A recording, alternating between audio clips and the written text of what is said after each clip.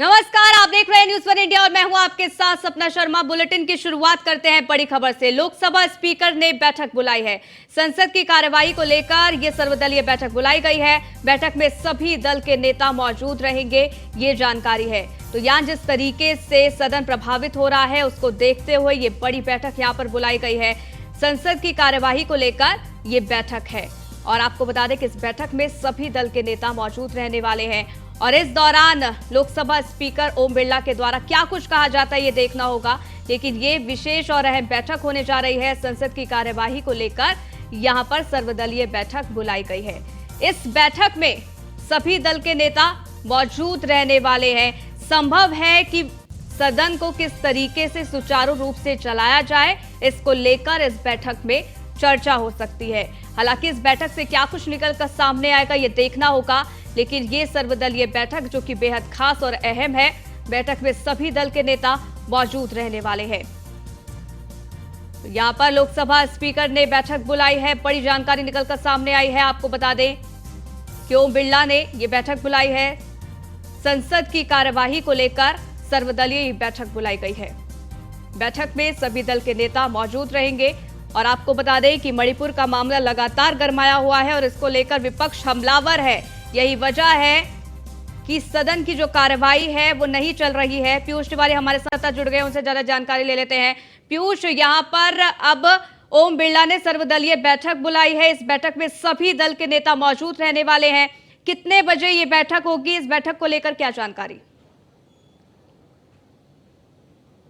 बिल्कुल, अगर हम बात करें तो लोकसभा स्पीकर के कक्ष में ये बैठक फिलहाल भी चल रही है। तमाम जो सांसद हैं, चाहे लोकसभा के सांसदों की बात करें, वो इस बैठक में मौजूद है। सभी दलों के जो सांसद हैं वो कहीं ना कहीं इस बैठक में मौजूद है। चूंकि आपने देखा कि जब से मानसून सत्र की शुरुआत हुई है और जिस जिस दिन मानसून सत्र सदन की कार्रवाई चली है उस दिन कहीं ना कहीं लगातार मणिपुर के मामले को लेकर लगातार विपक्ष जो है वो सवाल उठा रहा है और इस दौरान किसी भी दिन पूरी तरीके से सुचारू रूप से सदन की कार्रवाई नहीं चल सकी है और इसी को लेकर एक साझा जो बैठक है वो कहीं लोकसभा स्पीकर ओम बिरला ने बुलाई है। और इस दौरान कहीं ना कहीं सभी जो सांसद हैं जो इस बैठक में मौजूद हैं उनसे पूछा जाएगा कि आखिर वो क्या चाहते हैं, क्योंकि एक तरफ सरकार कह रही है कि हम शांतिपूर्ण तरीके से मणिपुर मामले पर क्या ये बैठक चल रही है? वही विपक्ष के तमाम जो सांसद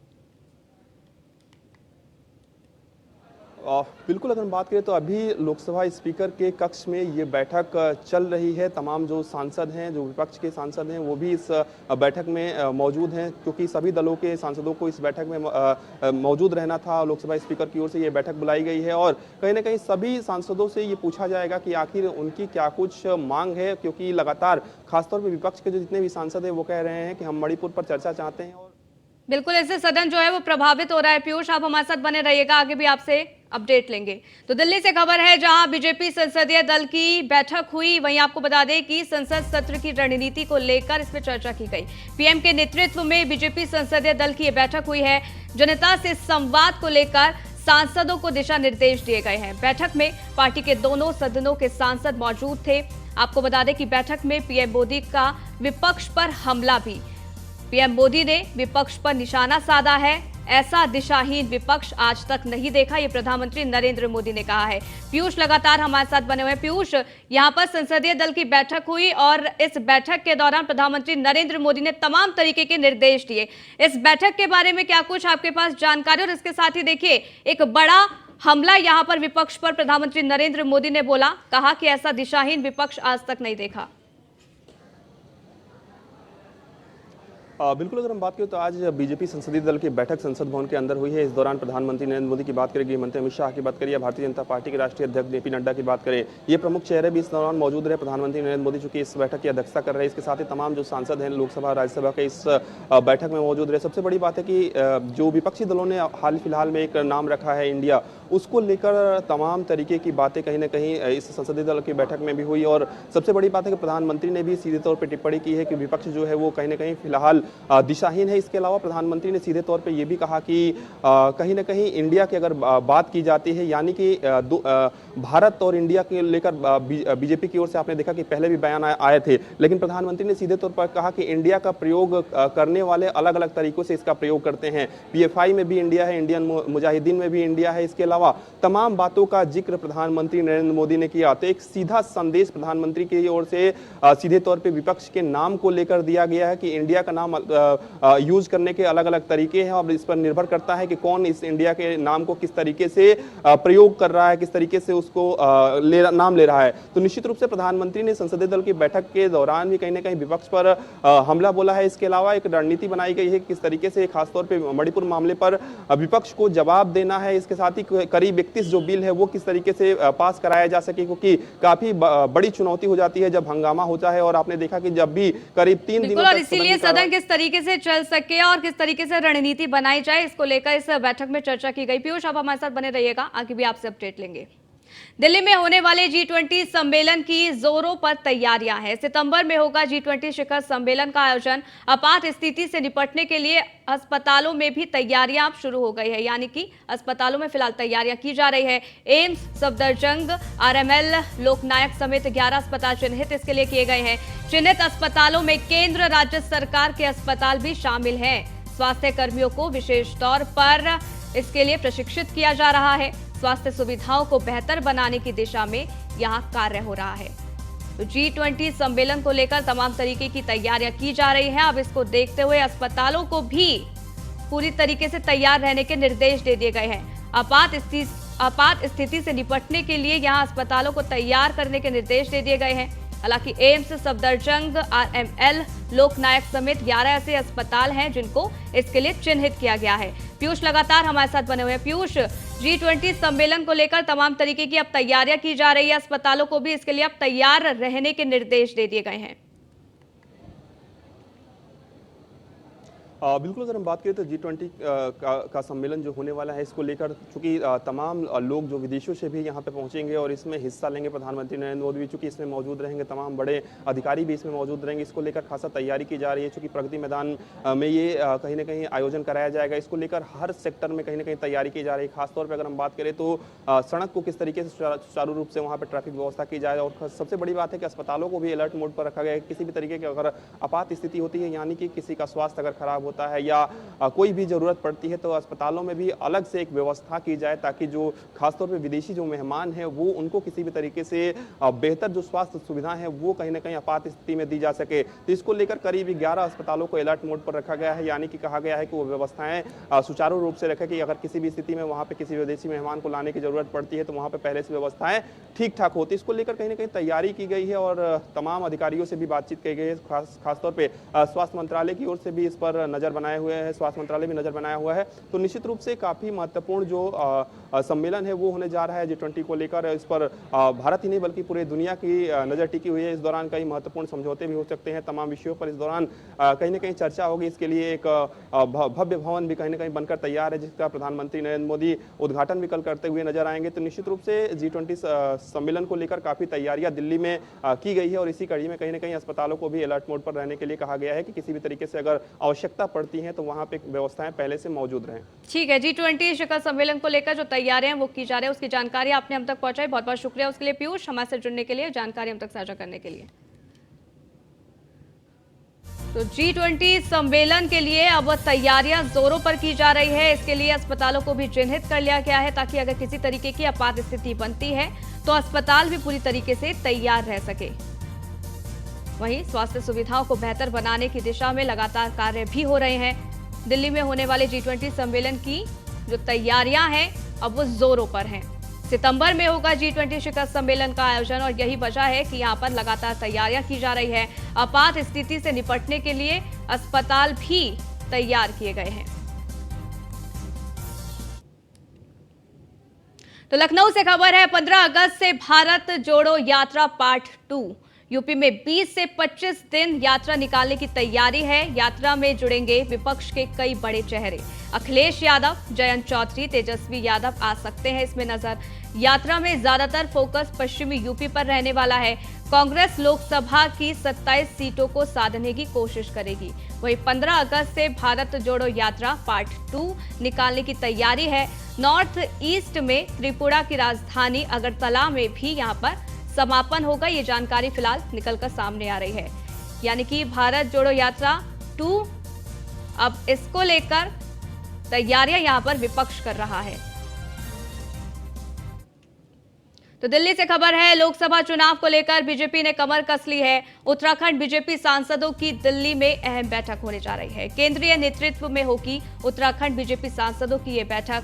विभिन्न सांगठनिक विषयों में भूमिका को लेकर यहां पर चर्चा की जाएगी। महाजनसंपर्क अभियान में सांसदों का फीडबैक लिया जाएगा।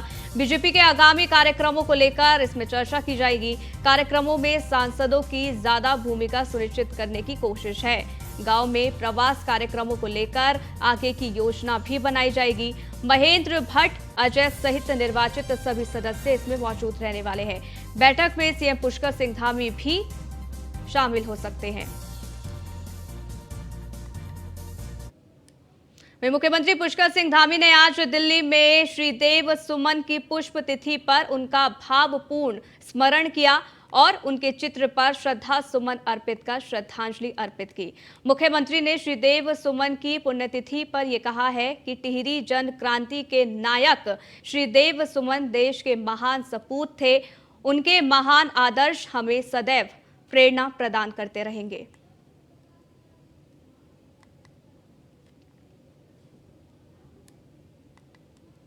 वहीं मणिपुर पहुंचा महिला आयोग का डेलीगेशन। आपको बता दें कि हिंसा के हफ्तों बाद मणिपुर पहुंचा है एनसीडब्ल्यू।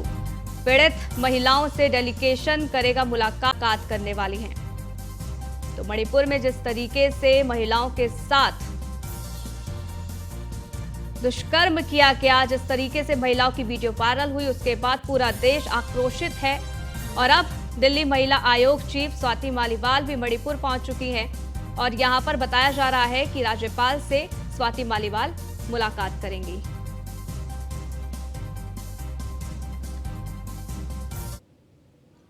वहीं मणिपुर मामले में विपक्षी दलों का हंगामा। आम आदमी पार्टी सांसद संजय सिंह के निलंबन पर बवाल लगातार देखने को मिल रहा है। संसद परिसर में सांसदों का रात में प्रदर्शन जारी। विपक्ष ने मणिपुर घटना पर चर्चा करने की मांग की है। प्रधानमंत्री जी, आपको मणिपुर पर बोलना ही होगा। इसके साथ ही सांसद इमरान प्रतापगढ़ी ने अपना दर्द सुनाया। मैं मणिपुर हूं, मेरी सदाएं सुनो। ये इमरान प्रतापगढ़ी का बयान सामने आया।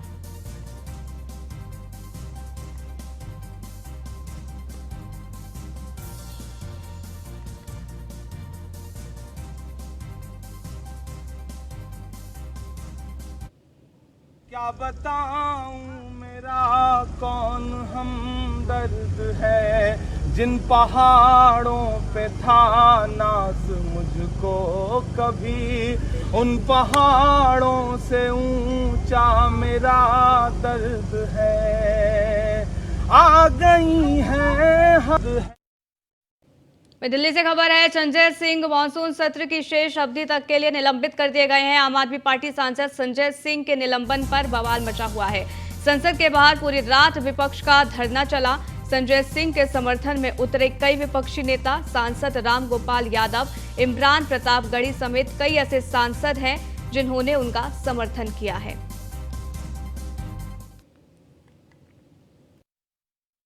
यानी ये जब पता चला कि उसमें से जो 2 महिलाएं थीं, उनमें से एक महिला, जिनको 2 महिलाओं को नंगा करके परेड कराया गया, उनमें से एक महिला का पति वो कारगिल युद्ध में हिस्सा ले चुका है और आर्मी का रिटायर्ड सूबेदार है। भारत माता इस घटना से शर्मिंदा है। 140 करोड़ लोग इस घटना से शर्मिंदा हैं, लेकिन हमारे प्रधानमंत्री को शर्म नहीं आती। उनके साथ अश्लीलता की जा रही है, दरिंदगी और हैवानियत की जा रही है। छोटे छोटे बच्चों का कत्ल हो रहा है, लोगों के घर जलाए जा रहे हैं, बुजुर्गों की, माताओं बहनों की हत्याएं हो रही हैं, और आप चुप हैं, आप खामोश हैं। आपको शर्म नहीं आती? आप सदन में आके जवाब नहीं दे सकते? आप कैसे इतने संवेदनहीन हो सकते हैं? दिल्ली से खबर है, जहां राजा भैया भानवी सिंह के तलाक का मामले में आज साकेत कोर्ट में होगी सुनवाई। पिछली सुनवाई में भावनी ने अपना जवाब दाखिल नहीं किया था और अब भानवी अपना जवाब दाखिल करेगी। ये जानकारी निकलकर सामने आ रही है। तो यहां पर राजा भैया भानवी सिंह के तलाक का ये पूरा मामला है और इस पूरे मामले को लेकर आज सुनवाई होनी है।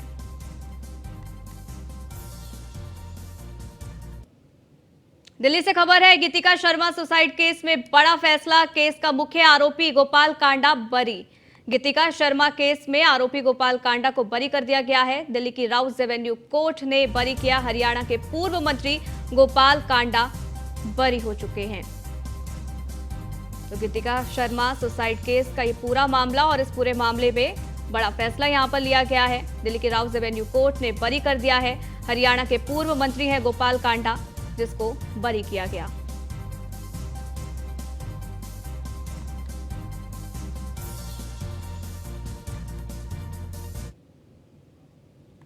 दिल्ली से खबर, सरकारी स्कूलों में छात्र सलाहकार बोर्ड का गठन। बोर्ड स्कूल की गतिविधियों को डिजाइन करने का करेगी काम।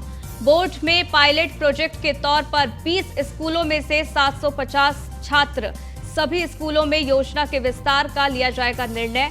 1 अगस्त से 10 मई 2024 तक के लिए किया बोर्ड का गठन। कक्षा 10वीं को छोड़कर 7वीं से 11वीं के छात्र बोर्ड का हिस्सा बनेंगे। तो सरकारी स्कूलों में छात्र सलाहकार बोर्ड गठित। और पूर्व सीएम जीतन राम मांझी सुपौल पहुंचे, जहां सर्किट हाउस में उन्होंने कार्यकर्ताओं से मुलाकात की है। इस दौरान उन्होंने मीडिया से बात करते हुए कहा कि बिहार सरकार के मंत्रिमंडल के विस्तार में देरी से लगता है कि कहीं ना कहीं कोई अड़चन है। साथ ही ये कहा है कि जब तक सरकार में स्थायित्व नहीं होगा, वहां की जनता खुश नहीं रह सकती।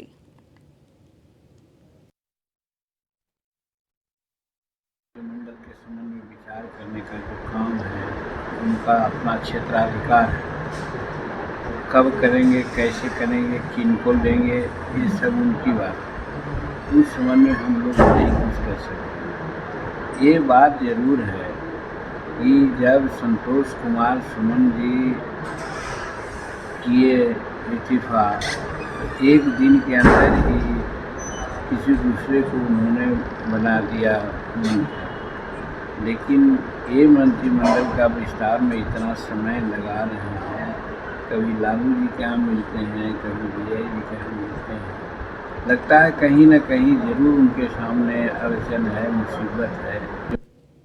डीआरडीए सभागार में खाद्य एवं उपभोक्ता सह जिला प्रभारी मंत्री लेसी सिंह ने बैठक की है। बैठक में संभावित बाढ़ और सूखे को लेकर हुई तैयारियों की समीक्षा की गई है। इस दौरान मंत्री लेसी सिंह ने कहा है कि बाढ़ जैसे आपदा के लिए पीड़ितों को राहत उपलब्ध कराने को लेकर सरकार लगातार प्रयास कर रही है। साथ ही अधिकारियों को निर्देश देते हुए तेजी के साथ सभी पात्र किसानों के खाते में डीजल अनुदान की राशि उपलब्ध करवाने के निर्देश दिए हैं। पुलिस अधीक्षक, कमिश्नर रहते हैं, उसमें बृहद निर्देश दिए जाते हैं, बृहद बैठक होती है।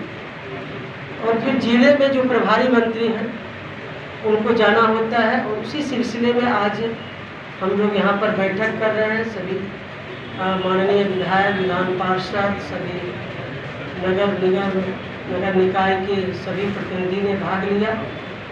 और जो हर डिपार्टमेंट जो बाढ़ और सुखाड़ के मद्देनजर जो जिस भी डिपार्टमेंट से रिलेटेड इसमें है, उस बिहार के सुपौल में चमी बुखार की वजह से 2 साल की बच्ची की मौत का मामला सामने आया है। बच्ची की मौत के बाद परिजन बिना पोस्टमार्टम के ही शव लेकर घर चले गए।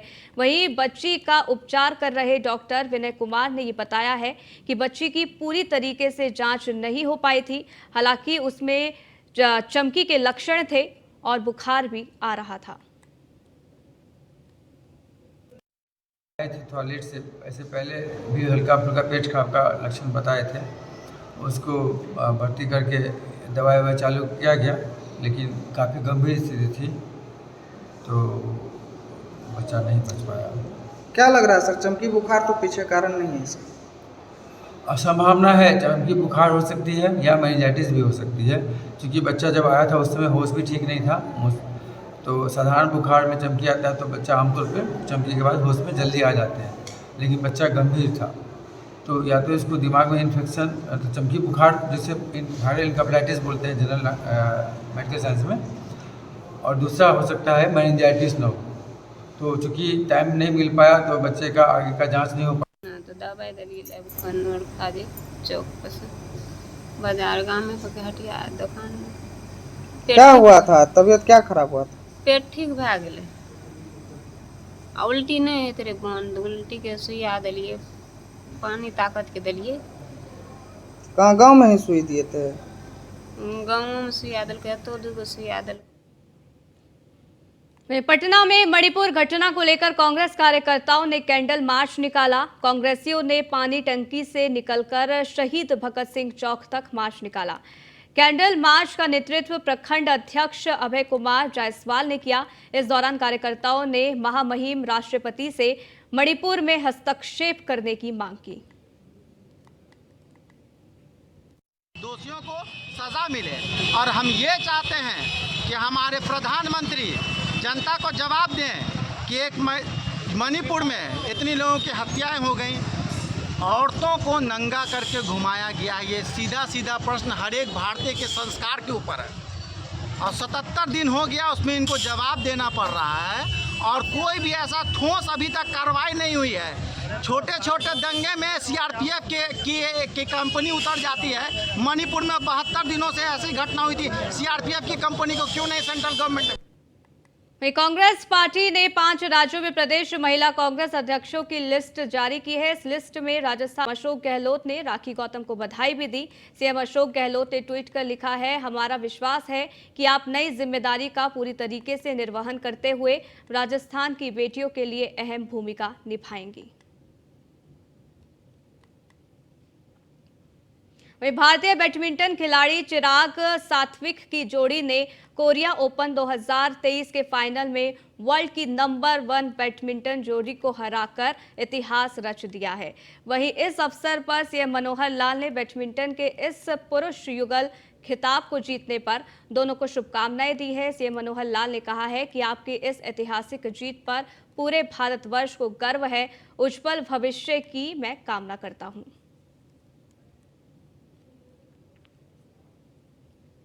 तो इस बुलेटिन में फिलहाल के लिए बस इतना ही। रुकेंगे एक छोटे से ब्रेक के लिए। देखते रहिए न्यूज़ 1 इंडिया।